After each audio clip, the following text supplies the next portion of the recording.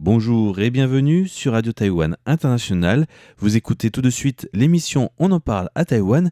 Bienvenue à ceux qui nous rejoignent sur les ondes courtes.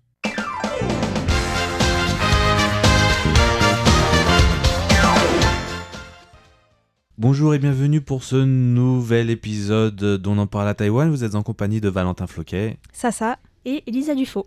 Alors, cette semaine, de quoi parle-t-on ? Vous avez quoi comme sujet à m'indiquer ? Et moi, je vous parlerai du mien après. Alors moi, je vais vous parler des nuisances sonores à Taipei. De mon côté, je vais vous parler de l'actualité de la campagne électorale pour l'élection présidentielle du 13 janvier prochain. D'accord. Et moi, je parlerai de la cause des nuisances sonores, puisque je vais parler du WearForce, qui était le gros événement du week-end dernier, qui était un événement de gamers et de streamers. Souvent, à Taïwan, on l'appelle la TwitchCon, pour ceux qui connaissent. Ok. C'est-à-dire la grande réunion des personnes dans la diffusion de contenu en direct. Et donc, voilà, réunion de gens qui font du jeu vidéo et souvent de la diffusion en direct de leur contenu. D'accord. Bah tu peux commencer parce que je connais pas du tout, mais ça Voilà. m'intéresse. Donc la WearForce est le plus gros événement qui est organisé par une organisation qui s'appelle 4Gamers pour les joueurs si on le traduit directement. Alors For pour le jeu dans le monde du jeu vidéo à Taïwan, les chiffres sont beaucoup utilisés, donc 4Gamers c'est avec le numéro 4. Ok. Voilà pour donner un petit peu le contexte. Et donc la WearForce, je crois que c'est la 5e édition, si je ne me trompe pas, et à la base c'est juste une rencontre de personnes. Donc ils installent un énorme hall, c'est à Huashan, si vous connaissez, Ok. c'est au centre d'exposition de Huashan. Et donc ce qu'il y a d'intéressant, c'est qu'en fait c'est pas comme la Paris Games Week en France. La Paris Games Week en France, c'est une réunion où il y a quand même beaucoup de compétitions et beaucoup d'éditeurs de jeux vidéo. Là c'est vraiment une réunion par les gamers, pour les gamers, où les gens viennent juste installer leur PC à eux, personnel, et Ouais. jouer ensemble. Ah ouais. Et il y a comme ça 800 PC, 800 places disponibles pour les PC, donc au niveau logistique sympa, ouais. et connexion, c'est quand même assez impressionnant, je trouve.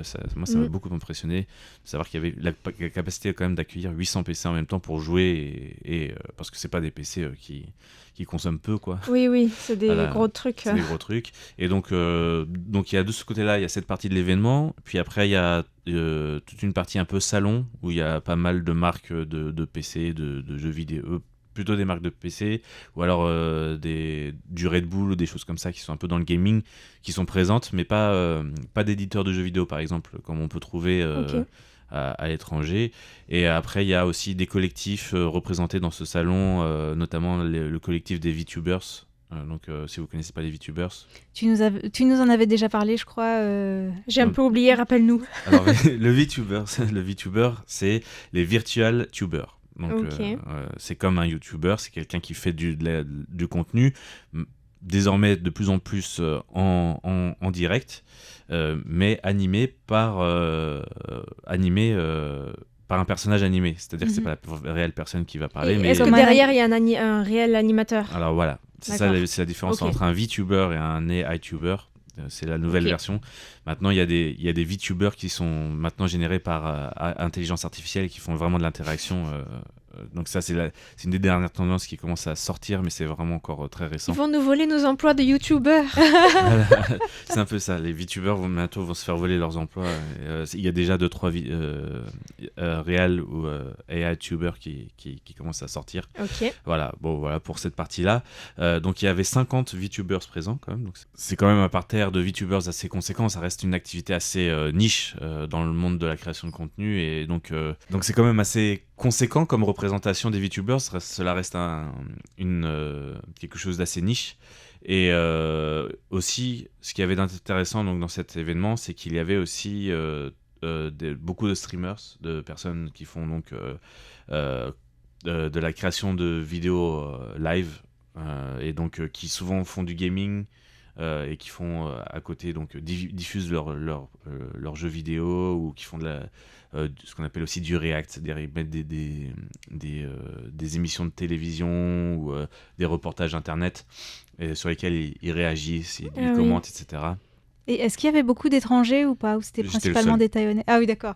Je pense que j'étais le seul français en tout cas, enfin français et occidental, en tant que voilà un peu plus dans le monde, dans ce monde-là. Après Et il y avait donc, 2-3 étrangers en tant que spectateurs, mais oui. On pouvait voir les... Ah, parce que toi, tu participais à ce... voilà D'accord. j'étais avec les créateurs Ah, de d'accord. contenu puisque Donc, tu jouais avec les autres ou non? alors en fait en gros là le truc c'est qu'on se baladait un petit peu partout et on faisait les différentes animations qui étaient à notre disposition.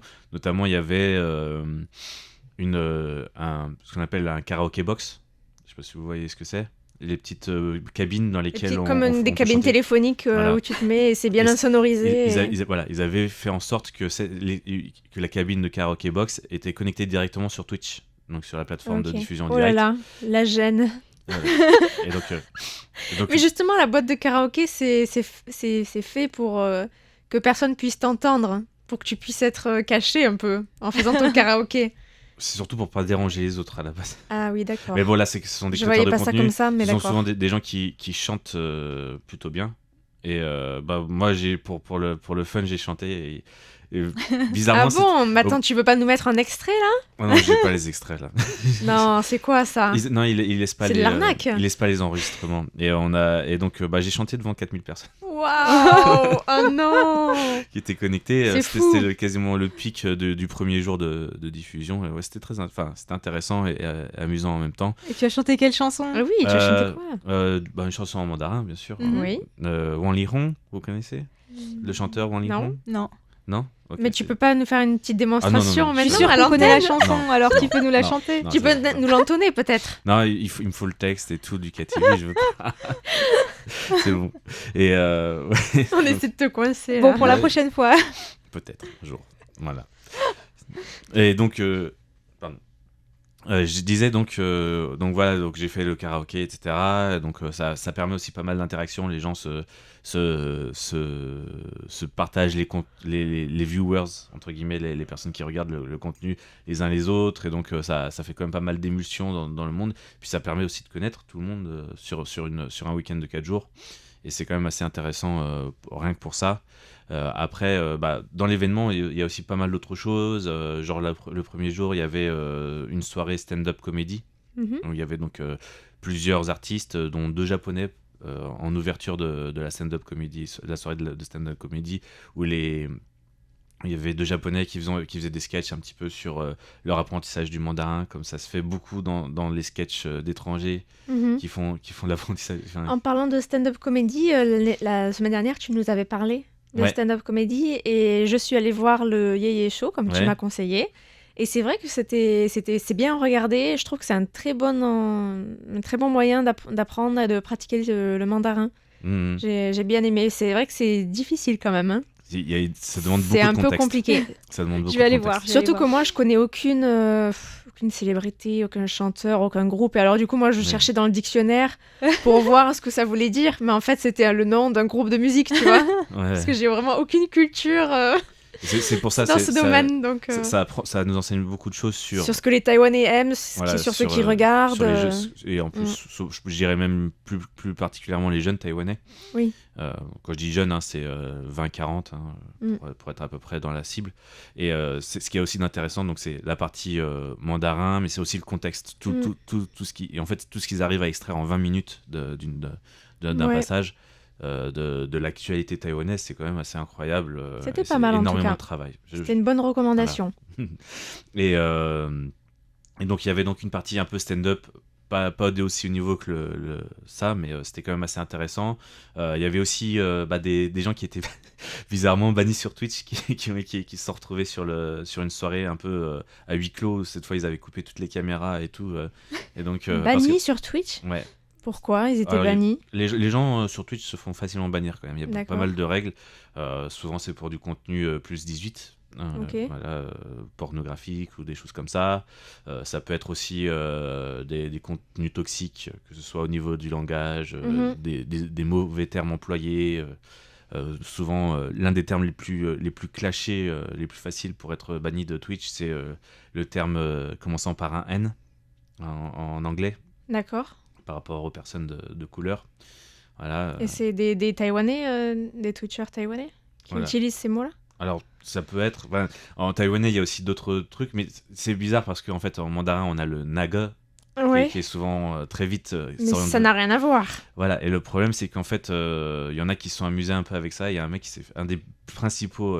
J'en avais déjà parlé lors de. Oui, je m'en souviens. On en parle à Taïwan. Il s'était fait bannir de Twitch à cause de ça, et il était parti chez YouTube. Je me demande d'ailleurs, c'est pas lui qui était venu. Parce qu'il était avec un masque et tout, et j'ai pas suivi la soirée parce que moi j'étais live. Et en fait, sur Twitch, c'est très pernicieux parce que en fait, quand vous êtes live, si vous filmez quelqu'un qui est banni sur Twitch, et oui, votre chaîne elle est bannie aussi. Sympa. Mais bon, au moins c'est bien sécurisé, etc. Pour les gens qui veulent être tranquilles et en tant que viewer, etc. C'est quand même assez bien pour ça. Pour ceux qui sont sur Twitch, c'est quand même une application qui veut être très bon enfant et friendly en général. Même s'il y a toujours des dramas et des choses comme ça. Il y a aussi encore des personnes techniques, mais c'est quand même assez sécurisé. Et donc voilà, il y avait ça. Ensuite, il y avait une autre soirée, je crois que c'était alors la plus grosse soirée, c'était le samedi soir, avec des concerts, et notamment une chanteuse japonaise qui était venue. Alors, c'est On connaîtra encore moins, là. Tu peux tenter, mais... Là, on va dire pour à peu près une Chantal Goya. Voilà. Alors, vas-y, oui, d'accord. tente. Comment elle s'appelle? Je connais pas son nom. Ah, d'accord. Mais c'est la chanteuse qui chante le générique de Evangelion, l'une Ah, des bah, chansons tout le monde japonaises, connaît. une des chansons japonaises les Oui, plus voilà. connues, je crois, au monde. Et donc le. Ah ouais, bah, c'est cool, hein. Ah ouais. Ah, moi, j'aurais bien aimé. Voilà, donc ça voir fait ça. la folie.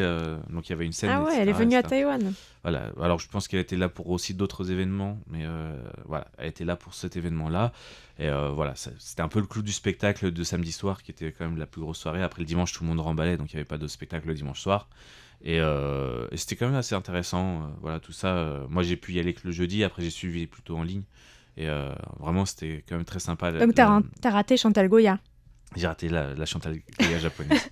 Alors vraiment, le parallèle, ne me tapez pas, c'est quand même pas exactement le même genre de personnage, mais voilà, c'est au niveau connu dans les chansons de musique, voilà, de génération des années 80-90, voilà, je dis Chantal Goya, mais ça pourrait être une Dorothée ou autre, quoi. Ok. Voilà, et donc voilà pour cette partie-là. Et puis bon, voilà, je voulais juste parler du Wear Force parce que c'est quand même un événement. Il y a deux choses que j'ai appris en fait en y allant cette année. J'y étais déjà allé l'année dernière, mais très rapidement pour faire un petit reportage vidéo. Et ce que j'ai appris vraiment, c'est le fait que ce soit vraiment basé sur les rencontres et le fait de jouer ensemble, de socialiser vraiment le jeu vidéo, qui est quand même quelque chose qui est très individualisé en général, puisque les gens jouent chez eux. Et que les Taïwanais sont très friands de ça. Et le fait que cet événement a vraiment une ampleur aussi grosse, quoi. Vraiment, on pouvait voir les gens jouer ensemble, en fait, c'est ça, voilà. En réseau. Alors, ils étaient là vraiment, c'était vraiment interne à tous ceux qui voulaient jouer. Et donc les gens... Mais comment on faisait matériellement pour que les gens soient... Est-ce qu'on mettait les gens à côté? Est-ce qu'ils bougeaient avec leur ordinateur ou non? Non, en fait, il y avait toute la partie extérieure où les gens en fait restent dehors, et en fait les gens sont sur l'ordinateur pas tout le temps, et c'est justement ça, c'est dès que tu sors de la zone de jeu, après des ordinateurs, c'est qu'un endroit où on socialise, parce qu'il y a des petits restaurants, il y a des stands de nourriture un peu japonaise pour l'occasion, il y a des stands dans lesquels les gens... Faut bien nourrir Chantal Goya. Exactement, voilà. Et donc, dernière chose aussi, c'est que cet événement, le principal sponsor est Toyota, ce qui est assez intéressant aussi pour ça. Ok. Voilà. Donc, bon. A priori, rien à voir, mais peut-être que j'ignore certains investissements. Je pense que les gamers ont tendance à bien aimer les voitures aussi. Peut-être D'accord. Bon ouais. Ah oui. Voilà. Ok. À Taïwan en tout cas. Voilà, donc voilà pour mon petit sujet. Voilà. On passe... Eh bien, oui, je peux vous parler de mon sujet. C'est très lié à la santé. La santé en particulier aux nuisances sonores, puisque le Bureau de la protection de l'environnement de la ville de Taipei a interdit les commerces de jouer de la musique dans les zones résidentielles à partir de 10h du soir, donc un couvre-feu qui s'étend jusqu'à 8h du matin. Et voilà, ça s'est tombé cette semaine. Et ça s'applique aux restaurants, aux bars, aux cafés, aux magasins de proximité et à tout autre magasin qui pourrait jouer de la musique le soir. Et il y a une amende qui est prévue qui va de 87 à 877 €, donc de 3 000 à 30 000 NT. Ça, c'est une mesure qui vise à améliorer la qualité de vie des habitants de la capitale, parce que c'est vrai qu'il y a beaucoup de plaintes pour nuisances sonores dans les voisinages, des gens qui se plaignent de commerces en bas de chez eux ou à côté de chez eux, parce que j'imagine que sans doute que c'est lié au fait qu'il y a souvent pas une très bonne insonorisation dans les bâtiments à Taïwan. Peut-être que Sarah, tu peux nous en parler de ça, mais c'est vrai que je trouve que c'est souvent pas très bien isolé. Oui, c'est vrai. Appartements. Perso, moi, même dans un appart totalement neuf, c'est pas isolé du tout bien, comme il faut. Voilà, et moi aussi je peux vous parler des problèmes de nuisance sonore, parce que j'ai eu un voisin pendant très longtemps qui jouait ce fameux CD de musique classique, mais remasterisé avec une petite touche taïwanaise, des chansons de Bach ou des choses comme ça. Et il jouait ce CD en boucle, et des fois il commençait à 1h du matin. Il mettait ça à fond, comme ça, avec des haut-parleurs dirigés vers la montagne.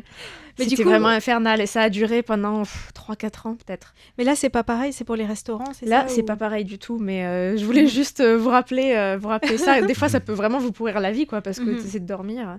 Alors, c'est vraiment seulement pour les zones résidentielles, donc il faut aller voir sur le site de la ville de Taipei pour voir quelles sont les zones qui sont classées zones résidentielles.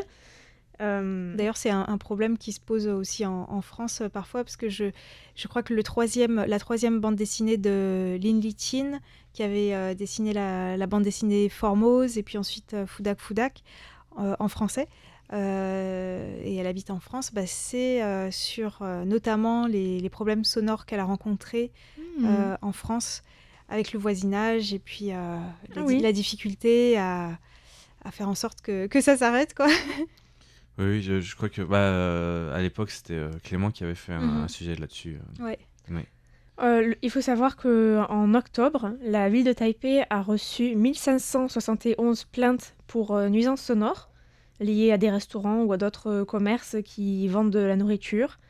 Et sur ces plaintes, il y en avait 57%, donc 897, qui étaient situées dans des zones résidentielles. Donc ça fait quand même pas mal en un seul mois. Mais c'est vrai que la question je veux dire, si on veut prendre le problème à la racine, il y a aussi la question de l'isolation. Oui. Parce qu'il n'y a pas d'isolation thermique, il n'y a pas d'isolation sonore, et même effectivement dans les nouveaux bâtiments, il n'y en a pas trop non plus. Alors qu'en fait, c'est important quand même. Je suis résident depuis 2 ans dans un bâtiment. Il était neuf quand je suis rentré dedans, il n'y a rien. J'entends. Tu entends tout ? J'entends tout. Au niveau des étages, au niveau du sol, du plancher, ça a été amélioré par rapport peut-être aux anciens bâtiments. Et par rapport à l'extérieur, c'est vraiment nul. Il n'y a rien. Et c'est souvent... en fait, les bâtiments sont OK, et c'est souvent les fenêtres qui pêchent beaucoup. Il n'y a pas forcément de double vitrage. Non, c'est très rare, le double vitrage.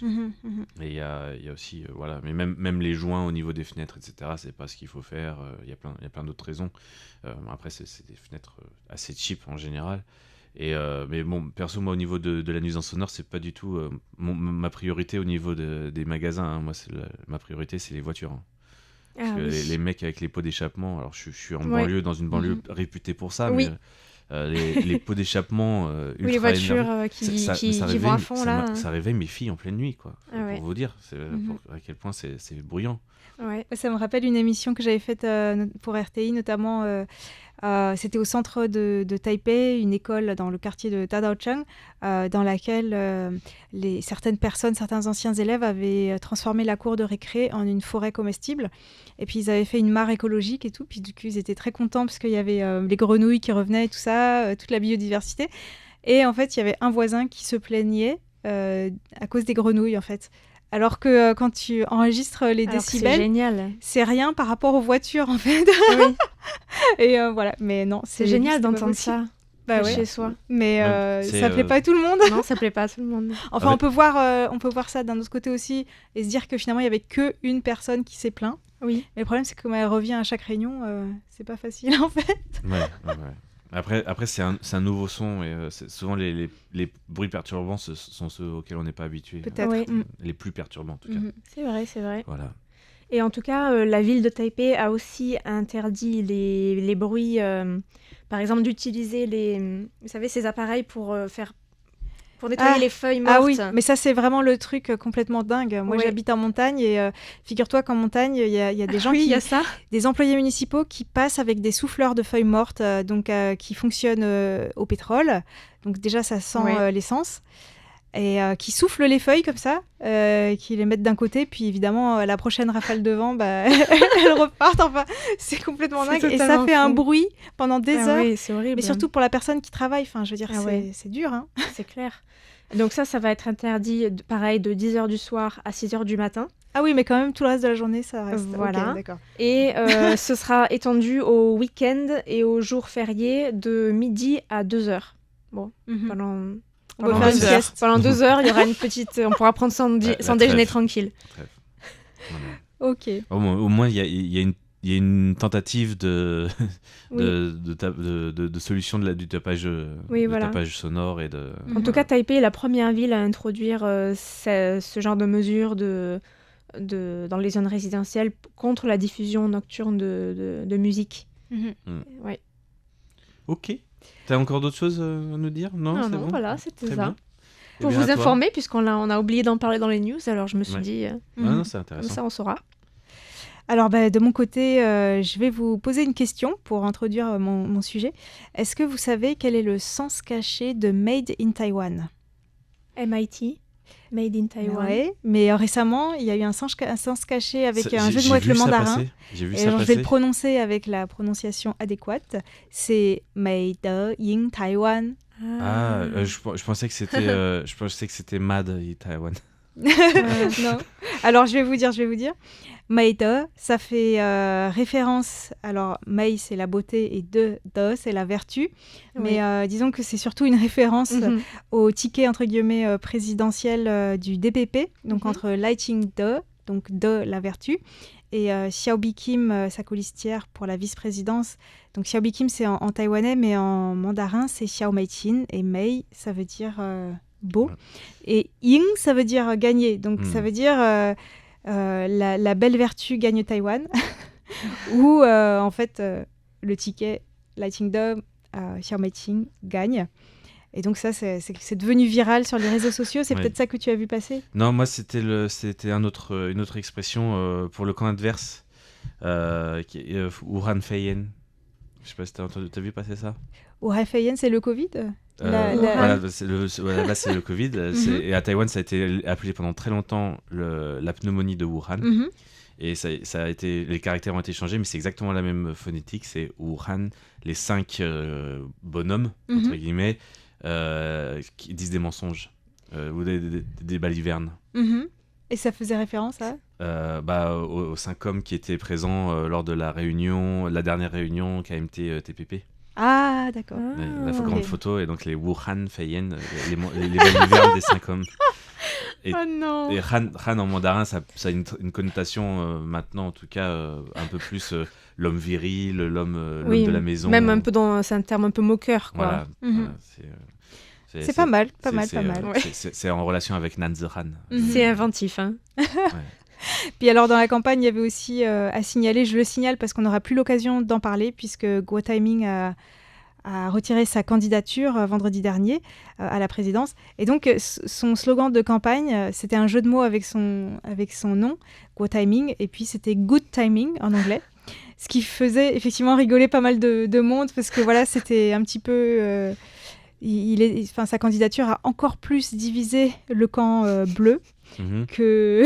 Donc c'est peut-être un good timing pour le DPP, mais pas forcément pour le KMT et le TPP. Exactement. Ouais, voilà. Donc du coup, bon, à part ces petites blagues, mais c'est intéressant quand même, je reviens un petit peu sur les derniers rebondissements de la campagne et la fin du feuilleton entre le KMT et le TPP. Oui. Donc Hoyoi et Ko Wen-je, les 2 candidats de l'opposition, n'ont finalement pas réussi à se mettre d'accord pour une candidature commune. Donc le camp bleu sera divisé pour la présidentielle, Et donc les nouveautés de ces derniers jours, c'est surtout les annonces des colistiers et colistières.